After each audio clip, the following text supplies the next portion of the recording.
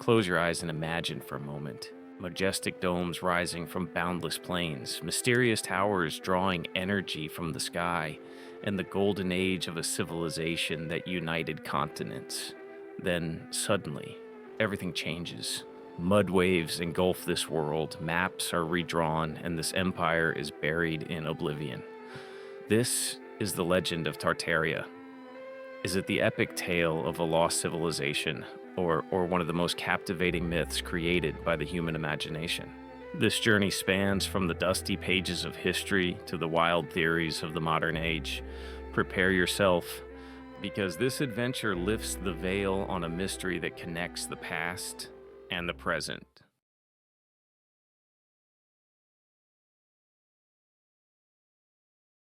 The story begins in the misty days of the Middle Ages. In the 13th century Europe, cartographers unfold their parchments and stamp the boundless lands of Asia with a single name: Tartary. From the Caspian Sea to the waves of the Pacific, from the snowy peaks of the Ural Mountains to the northern deserts of China, this region is a mystery to them. Horseback warriors, nomad tents, arid steppes. In the eyes of Europeans, this land is both wild and mysterious. The word Tatar originates from the echoes of the Mongol invasions and, blended with the Greek mythological hell Tartarus, takes on a frightening aura. This area, colored yellow or purple on old maps, is divided into subregions. Greater Tartary covers the frozen plains of Siberia. Lesser Tartary covers Crimea, Chinese Tartary covers Manchuria, and Independent Tartary covers the western corners of Central Asia. This name can be seen in Giovanni Bottero's atlas of 1599 or John Carey's maps of 1808. But this is not a unified empire, it is a geographical shadow, an attempt by Europeans to label the unknown. By the 19th century, the scene is changing. With the arrival of Jesuit missionaries and the expansion of the Russian Empire, this mysterious region begins to be illuminated. The name Tartary is erased from maps, replaced by more precise names: Central Asia, Siberia, Manchuria. In the 19th century, explorers such as Alexander von Humboldt completely abandoned the term. Tartary is now just a memory in dusty books. For example, in Peter Fleming's 1936 travelogue News from Tartary, as an echo of adventure. The reality is clear. Tartary is not a civilization, but merely a reflection of Europe's efforts to understand Asia.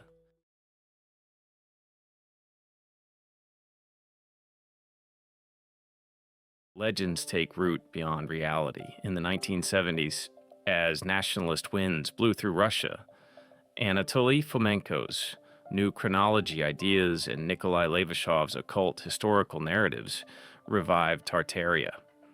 This time, it transcended being a geographical term and transformed into a global super empire. Starting in 2016, the internet spread this story like wildfire. Reddit's r/Tartaria communities, YouTube videos with millions of views, viral posts on the X platform, all amplified this legend.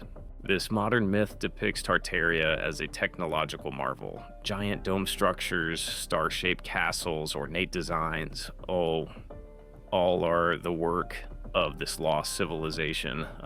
New York's old Singer Building, the demolished Penn Station, the magnificent buildings of the 1915 San Francisco World's Fair, even the White House or the Egyptian pyramids, all are allegedly of Tartarian origin.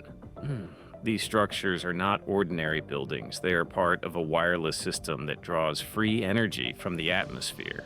The domes functioned as antennas, the towers as energy collectors. A global network ensured peace and prosperity across continents. As evidence, the similar styles of these structures are pointed out: symmetrical designs, ornate decorations, architectural harmony. This is a depiction of utopia. A humanity powered by this energy achieved unlimited prosperity and united the world.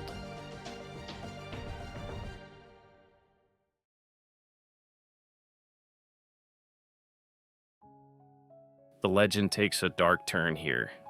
The mud flood or mudslide disaster. According to the story, in the mid-19th century, around the 1850s, the world was shaken by chaos.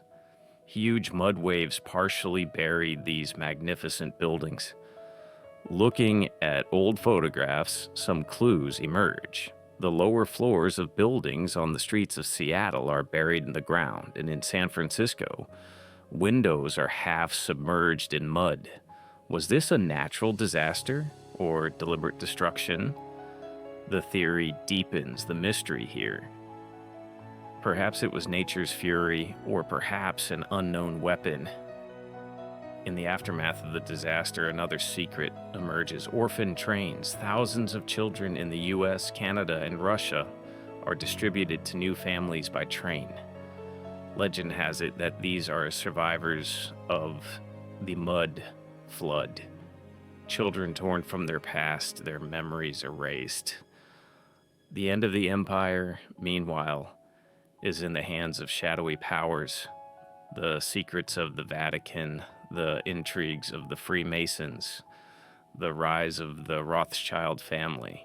The world wars were a tool to erase the last traces of this lost civilization. The disappearance of names from maps is no coincidence. The American Revolution of 1776, the founding of the Bavarian Illuminati, and the expansion of the Rothschilds are intertwined. The empty streets in old photographs, the luxury buildings contrasting with horse-drawn carriages, these reinforce the fabric of the legend.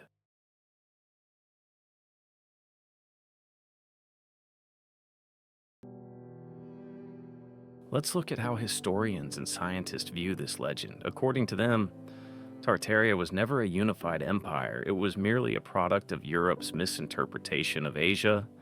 The conquests of the Mongol Empire, the records of Russian expansionism, all are well documented and leave no room for a super Tartaria. The mudslide claim is explained by routine steps in urban planning: street elevations after floods, construction excavations. The buried buildings in Seattle and San Francisco are precisely because of this. The concept of free energy is a fantasy lacking scientific basis. It is classified as pseudoscience. Architectural styles, meanwhile, are a reflection of the 19th century Beaux-Arts and neoclassical movements, the fashion of the era. Ordinary, yet captivating. Still, the appeal of this legend is undeniable. People look at the gray concrete jungles of the modern world and long for those old, magnificent structures. Bloomberg calls this theory architectural QAnon. The Russian Geographical Society calls it an extreme fantasy. Some anomalies stand out. Mass destruction like the 1871 Chicago fire, the rebuilding of cities. But these are local events. They don't point to a global conspiracy. The legend takes these real pieces and weaves them into an epic tale.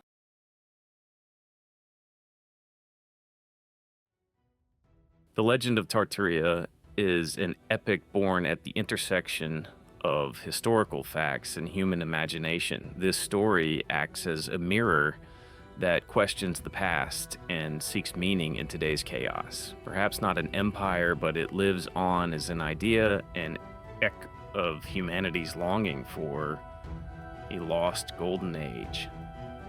This mystery will continue to give birth to new stories in the minds of people, because legends echo forever, even in the shadow of truth.